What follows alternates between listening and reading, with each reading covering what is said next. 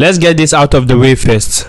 Working at a company like Google is impressive. It's competitive, it takes real efforts. And yeah, the free lunches are really better than yours. But let's stop pretending everyone who lands one of these jobs is some untouchable god wizard blessed by the programming gods. Here's the truth.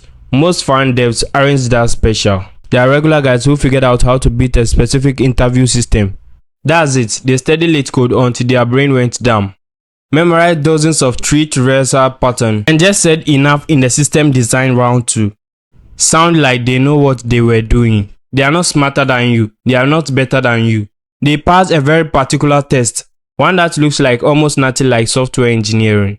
I've talked to people who actually worked at these companies, and here's what their day-to-day looks like. Meeting, ticket grooming, refactoring the same internal tool for the 3rd quarter in a row. Some of them haven't written meaningfully new code in months, but sure, their LinkedIn says building scalable infrastructure for global impact. This isn't about hating on people at big tech. If you are there, genuinely congrats, you earn it. But the weird worship we've built up around FAANG devs needs to stop. While you are out here grinding solo, building full stack projects, fixing bugs in your sleep and teaching yourself everything the hard way.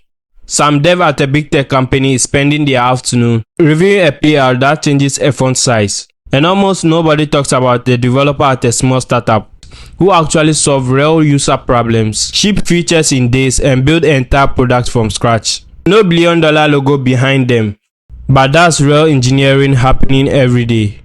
We treat the FAANG badge like the peak of the profession, but it's just a job. Like any job, it comes with its own trade-offs. So no, you are not behind. Your career isn't worthless because you didn't make it past Google's 4th behavioral round.